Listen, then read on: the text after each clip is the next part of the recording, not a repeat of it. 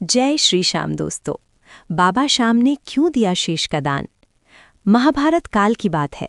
पांडवों और कौरवों के बीच युद्ध होने वाला था। उसी समय भीम के पुत्र घटोत्कच का एक वीर और पराक्रमी बेटा था जिसका नाम बर्बरीक था। बर्बरीक बचपन से ही बहुत बलवान, साहसी और धर्मप्रिय था। उसकी माता का नाम मोरवी था। बर्बरीक को युद्ध विद्या और अस्त्र शस्त्र चलाने में बहुत महारत हासिल थी। बर्बरीक ने भगवान शिव की कठोर तपस्या की।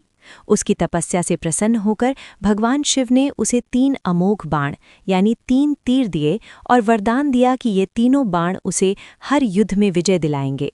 इसलिए बर्बरीक को 3 बाणधारी भी कहा जाता था। पहला बाण दुश्मनों को चिन्हित करता था, दूसरा बाण मित्रों को बचाता था और तीसरा बाण चिन्हित दुश्मनों का संहार कर देता था। इसके अलावा अग्निदेव ने उसे एक दिव्य धनुष भी दिया था।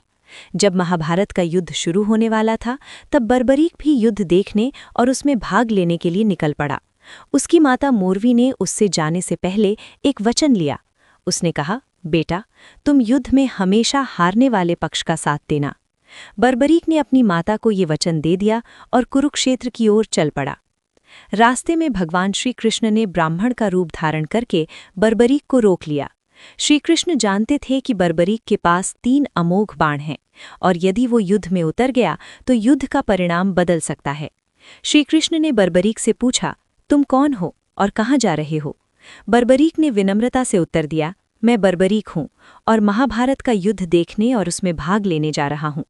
मैंने अपनी माता को वचन दिया है कि मैं हारने वाले पक्ष का साथ दूंगा। ये सुनकर श्री कृष्ण ने उससे उसकी शक्ति की परीक्षा लेने का विचार किया। उन्होंने बर्बरीक से पूछा, क्या तुम सच में इतने शक्तिशाली हो? बर्बरीक ने कहा कि आप चाहें तो मेरी परीक्षा ले सकते हैं।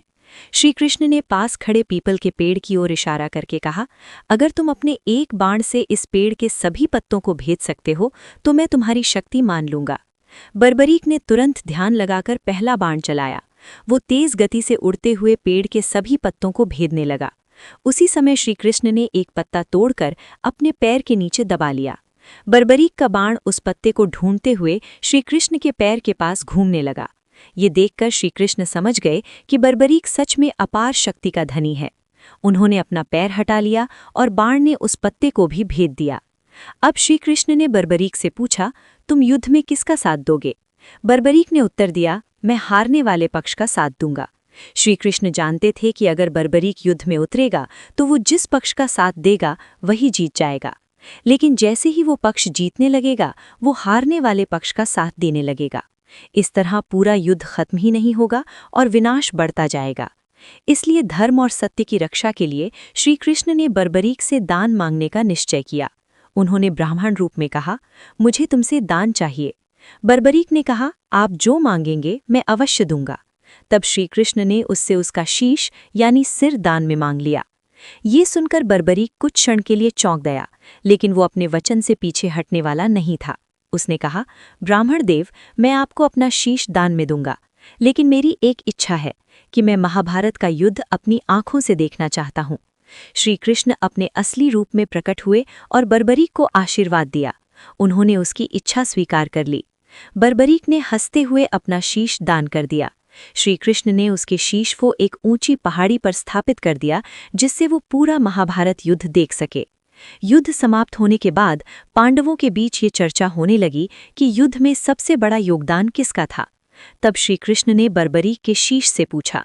बर्बरीक ने कहा कि उसने पूरे युद्ध में केवल श्री कृष्ण का सुदर्शन चक्र ही चलते देखा जो अधर्म का नाश कर रहा था। ये सुनकर सभी पांडव श्री कृष्ण की महिमा समझ गए। बर्बरीक की महान वीरता, त्याग और भक्ति से प्रसन्न होकर श्री कृष्ण ने उसे वरदान दिया कि कलयुग में वो श्याम बाबा के नाम से पूजे जाएंगे और जो भी सच्चे मन से उनकी पूजा करेगा उसकी सभी मनोकामनाएं पूरी होंगी।